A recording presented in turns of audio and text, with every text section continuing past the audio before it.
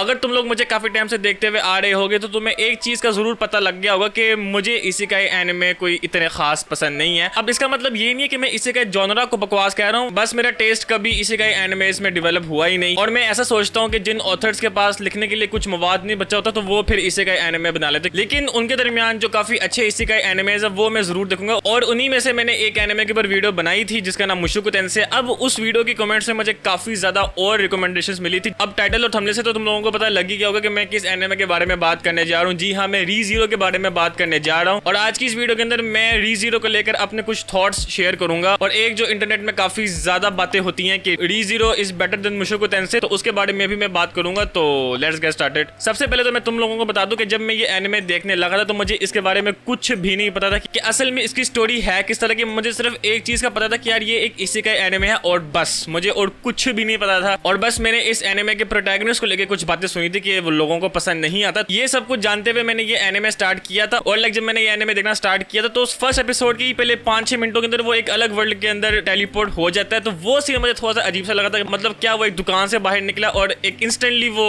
एक अलग वर्ल्ड में चला गया जहाँ के लोग भी काफी मुख्तलिफ किस्म के होते हैं और वहाँ की करेंसी वगैरह सब कुछ काफी ज्यादा मुख्तलिफ होता है। अब हमारा मेन कैरेक्टर जिसका नाम बाय द वे सुबारू होता है, वो जिस न्यू वर्ल्ड के अंदर टेलीपोर्ट होता है वो उस वर्ल्ड को जानने की कोशिश करता है, मतलब लोगों से इंटरेक्ट करने की थोड़ी बहुत कोशिश करता है। और फिर उधर ही हमारे सुबारू को एक लड़की मिलती है जिसका नाम एमिलिया होता है और जो कि इस एनिमे की मेन फीमेल प्रोटैगनिस्ट है। सीजन 1 के अंदर हमें और भी काफी ज्यादा नए कैरेक्टर से इंट्रोड्यूस करवाया जाता है, जिसके अंदर अगर मैं सरफहरिस्त किसी कैरेक्टर के बारे में बात करूं तो वो होगा रोजवाल। भाई अगर मैं रोजवाल के बारे में बात करूं तो इसने मुझे सबसे ज्यादा इंप्रेस किया क्योंकि सीजन 1 के अंदर एक मिस्टीरियस कैरेक्टर की तरह इन्होंने रखा होता है, लेकिन जैसे जैसे एनिमे आगे बढ़ता है सीजन 2 और सीजन 3 के अंदर हमें आहिस्ता आहिस्ता रोजवाल के बारे में पता लगता है। तो वो मुझे काफी ज्यादा अच्छा लगा था। रोजवाल को छोड़ के अगर मैं अपने one of the best character के बारे में बात करूं इस पूरे एनिमे के अंदर तो वो होगी रैम और उसकी बहन राम, लेकिन वो मुझे इतनी अच्छी नहीं लगती। मेन अगर कोई कैरेक्टर इस एनिमे के अंदर मुझे लगी है तो वो रैम है। रैम ऐसी है भाई, अगर मैं उसके ऊपर पूरा घंटा भी बात करता रहूं तो वो बहुत कम होगा। मतलब एनिमे की वर्ल्ड के अंदर जितना इंप्रेस मुझे रैम ने किया है ना, उतना शायद ही मुझे कभी किसी फीमेल कैरेक्टर ने इतना इंप्रेस किया होगा। मतलब वो लड़की इतनी ज्यादा लॉयल है हमारे सुबारू को लेकर। स्टार्टिंग के अंदर बाय द वे वो सुबारू के खिलाफ होती है, लेकिन जो कहानी आगे बढ़ती रहती है उसका और सुबारू का एक कनेक्शन होता रहता है। और उसके बाद अगर मैं रैम के वो कन्फेशन वाले सीन के बारे में बात करूं वो तो मैं कहता हूं भाई उस वक्त मेरे दिल के अंदर सिर्फ एक ही लड़की थी और वो रैम थी। मतलब उस सीन के अंदर जब रैम सुबारू से कहती है ना कि तुम इतनी ज्यादा मेहनत करते और हम दोनों अपनी फैमिली बसाते हैं, उस वक्त कसम से यार रैम के अंदर से एक वाइफू वाली फीलिंग आ रही थी। मतलब सुबारू एक नंबर का यूजलेस बंदा और रैम उसको अपना हीरो माना करती थी और उसको एडमायर किया करती थी। लेकिन सुबारू के ऊपर मुझे इतनी तप चली थी ना जब उसने रैम को रिजेक्ट कर दिया था और वो उस पागल एमिलिया के पीछे जा रहा था। एमिलिया को लेकर अगर मैं बात करूं तो भाई नारुतो के अंदर जो साकुरा थी वो भी इससे बेहतर है। मतलब साकुरा को मेरे अलावा और भी काफी ज्यादा बंदे उसको ट्रैश कहते हैं, लेकिन एमिलिया को लेकर तो मैं कहता हूं भाई द बिगेस्ट ट्रैश एवर।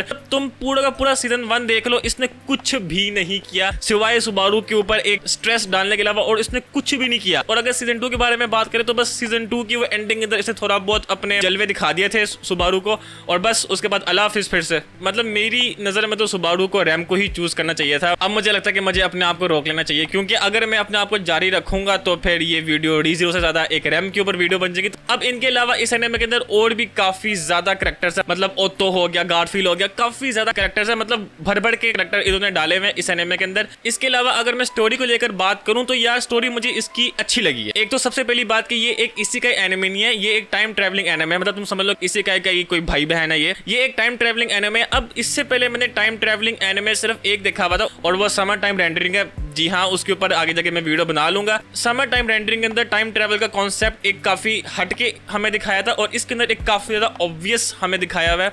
मतलब चेक पॉइंट्स हमारे बनते रहते हैं। अब चूंकि मैंने टाइम ट्रैवलिंग एनिमेस कुछ इतने खास नहीं देखे हुए तो इसीलिए मुझे वो टाइम ट्रैवल अच्छा लग रहा था। आई मीन बाज लोगों को वो सुबारू का बार बार टाइम ट्रैवल करना काफी अनोइंग सा लग सकता है, लेकिन मुझे वो अनोइंग बिल्कुल भी नहीं लग रहा था क्योंकि इस एनिमे ने स्टार्टिंग के अंदर हमें सुबारू का कैरेक्टर हमें बताया था कि वो किस तरह का है। मतलब उसके अंदर कुछ भी पावर नहीं है। पावर क्या है उसके पास वो गैस छोड़ छोड़ सकता है। मतलब स्टार्टिंग के अंदर भी मुझे ऐसा लगा था कि यार सुबारू को सिर्फ रोना और चीखने के अलावा और कुछ भी नहीं आता। मतलब मुझे ऐसा लगना शुरू हो गया था कि यार ये एक और ताकीमिची हमारा बन गया हुआ फ्रॉम टोक्यो रिवेंजर्स। लेकिन सीजन 2 की एंडिंग के अंदर और सीजन 3 के अंदर जो सुबारू का हमें कैरेक्टर डेवलपमेंट हमें देखने को मिला था वो मुझे काफी ज्यादा अच्छा लगा था।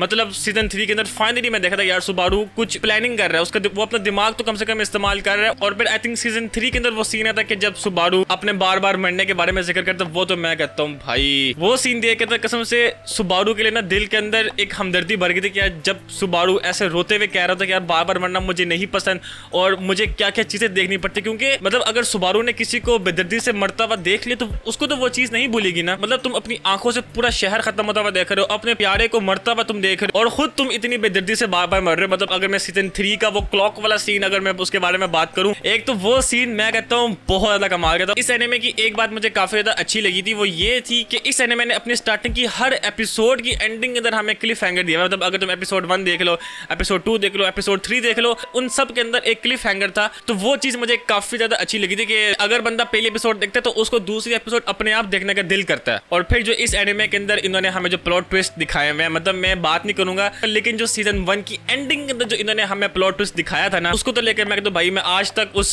सदमे से बाहर निकला ही नहीं हूं। अब ये तो इसकी स्टोरी को लेकर बात होगी। अब वैसे अगर मैं इसकी अडेप्टेशन को लेकर बात करूं तो ये एक्चुअल में एक लाइट नॉवल के ऊपर बेस है, जो कि वैसे बाद में उसको मांगा अडेप्टेशन मिल गई थी 2014-15 के। फिर उसके बाद जाके हमारे व्हाइट फॉक्स स्टूडियो ने इसको एनिमेट किया था। अब वैसे मैंने कभी इस स्टूडियो के कोई इतने खास एनिमेस नहीं देखे हुए, लेकिन मैंने सुना हुआ कि स्टाइन्स गेट जो एक काफी पॉपुलर एनिमे है वो भी इसी स्टूडियो ने एनिमेट किया हुआ। और वैसे री-जीरो को लेकर भी मैं बात करूं तो इसकी एनिमेशन खराब नहीं है, काफी ज़्यादा अच्छी है और वो इम्प्रूव होती रही है। और सीजन 3 के अंदर की एनिमेशन तो इसके टोटल 3 सीजन है, जिनमें से सीजन 1 मुझे बहुत ज़्यादा अच्छा लगा था। एज कम्पेयर टू सीजन 1 मुझे सीजन 2 इतना कुछ खास अच्छा नहीं लगा था, क्योंकि उसके अंदर सारी बैक स्टोरीज उन्होंने हमें दिखाई थी, तो इसीलिए सीजन 2 मुझे काफ़ी ज़्यादा स्लो लगा था। लेकिन उसके बाद सीजन 3 तो मैं कहता हूँ भाई एब्सोल्यूट पीक था वो। और वैसे री-जीरो को लेकर मैं एक बात करना चाहता हूँ जो कि मुझे काफ़ी ज़्यादा एक हटके लगी थी, कि वैसे अमूमन अगर एक नॉर्मल एनिमे हम देखें तो उसकी एपिसोड का रन टाइम 23-24 मिनट होता है, और उसमें से अगर इंट्रो आउटरो निकाल दो तो वो 19-20 मिनट तक की एपिसोड बन जाती है। लेकिन री-जीरो के अंदर हमें थोड़ा सा मुख्तलिफ हमें देखने को मिलता है। इसके अंदर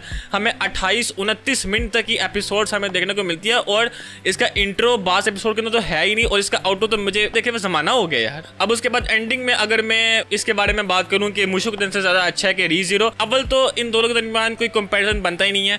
मुशुकुटेन से एक बिल्कुल मुख्तलिफ किस्म का एनिमे है, री-जीरो एक बिल्कुल मुख्तलिफ किस्म का एनिमे है। लेकिन अगर मुझसे पूछो तो मुझे सुबारू से ज्यादा अच्छी कनेक्शन हो गई थी एज कम्पेयर टू रूडियस। सुबारू का वो सारा दर्द देखकर ना एक रिलेटेबल वाली फीलिंग आ रही थी। और यह आज के लिए बस इतना ही। आई होप आपको आज की वीडियो पसंद आई होगी। आइए तो हमारे इस चैनल को सब्सक्राइब कर दें, और मैं मिलता हूँ आपको अपने किसी नेक्स्ट वीडियो में। तब तक के लिए अल्लाह हाफिज एंड सायोनारा।